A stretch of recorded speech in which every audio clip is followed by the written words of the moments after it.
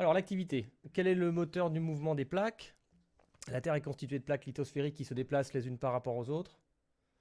Vous aviez à rédiger un petit texte explicatif sur l'origine des mouvements des plaques, avec à l'appui un document sur la carte de la mesure du flux de chaleur thermique, des cristaux d'uranocircite, donc c'est des cristaux qui ont de l'uranium, hein, pour faire simple, et une petite bio de Marie Curie, l'expérience que je suis en train de vous faire et un schéma qu'on avait déjà vu en cours.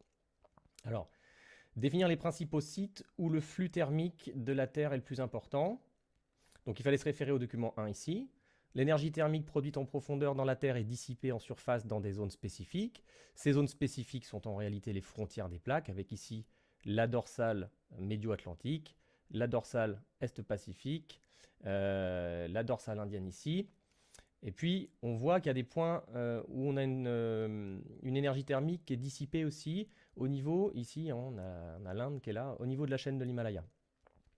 Et sur le pourtour du littoral ici, ce qui correspond à la lithosphère océanique pacifique qui subducte sous la lithosphère continentale nord- et sud-américaine.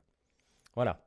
Donc, les principaux sites où le flux thermique de la Terre est le plus important correspondent aux frontières de plaques qui sont les dorsales, les fosses et les chaînes de montagne. Alors, ça marche pas du tout mon affaire là. Je suis navré. Navré, navré. Alors, pourtant ça chauffe, hein. Bon, bah tant pis. Je suis déçu. En plus, j'ai testé ce matin, ça a marché, mais j'ai rajouté de la craie pour que ce soit plus visible, j'aurais pas dû. Alors, l'origine de l'énergie interne de la Terre, hein, je suis au document 2 ici, provient d'éléments radioactifs présents dans les minéraux, comme l'uranocircite, qui contient de l'uranium radioactif, et dans les roches, comme la Benchblende. Alors, en fait, il va y avoir une désintégration atomique, hein, qui va générer de la chaleur, parce que Pierre et Marie Curie ont traité pendant de longs mois des tonnes de Benchblende afin d'isoler deux éléments radioactifs, le polonium et le radium. Ces éléments ont la particularité de se désintégrer en d'autres éléments, et donc c'est la désintégration en ces autres éléments qui va générer des rayons. Cette désintégration libère de la chaleur qui s'accumule dans les roches et se dissipe. Donc elle se dissipera forcément dans les zones de fracture ou dans les zones de jointure entre les plaques, donc les dorsales, les fosses et les chaînes de montagne.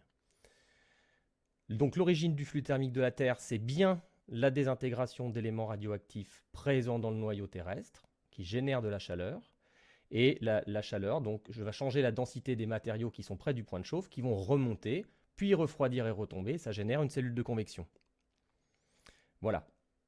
Comparer le comportement de l'huile chauffée et celui du manteau terrestre, eh bien c'est ça la modélisation.